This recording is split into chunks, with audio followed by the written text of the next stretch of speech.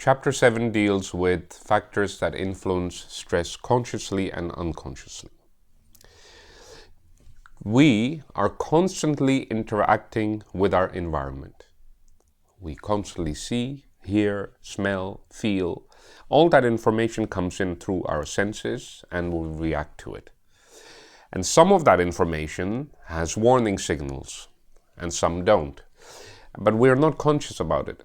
So there might be a lot of factors that cause stress, but I might not be consciously thinking of those factors at the moment, but they do have influence on my thinking and acting unconsciously.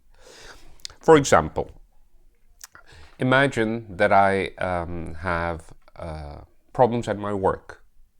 Even though at this moment in time I'm sitting here enjoying a meal with you, and the music is nice, and the restaurant, the entourage is good and all that, but in my back of my head I'm still thinking about tomorrow. What am I going to do at work? How is it going to go? And so on and so on.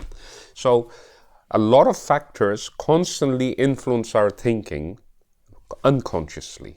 So even though we're not aware of those factors consciously, they still have an effect on us.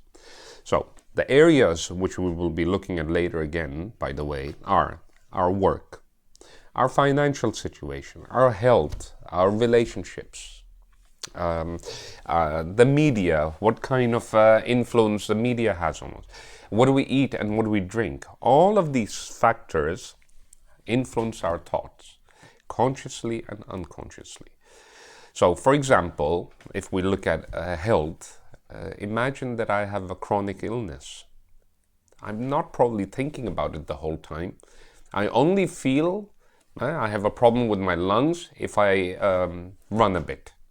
So all the time that I'm not running, I'm not really feeling the pain or the impulses, and that's why it will be at the back of my head. But the minute I go outside and I have to run for the bus, I might feel tension because I have a breathing problem. So then I become aware. But it doesn't mean that when I'm not aware of the issue that it's gone. It's still there. Unconsciously, it's on the bookshelf.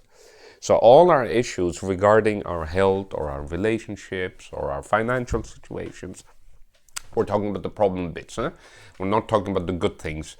But the problem bits are always there and they influence us. A lot of times people say to me, no, I don't have stress and all that. But once you talk to them a bit longer, then you find out that they have issue there. But at the moment, because they're not consciously thinking about it, they think that it's not there. But it's always there. Like now, at this moment that we're talking to each other, do you feel the blood flow in your cheek? You don't. But it's still there. It's happening. Just because you don't feel it doesn't mean that it does not exist. Do the homework and we'll see you next time.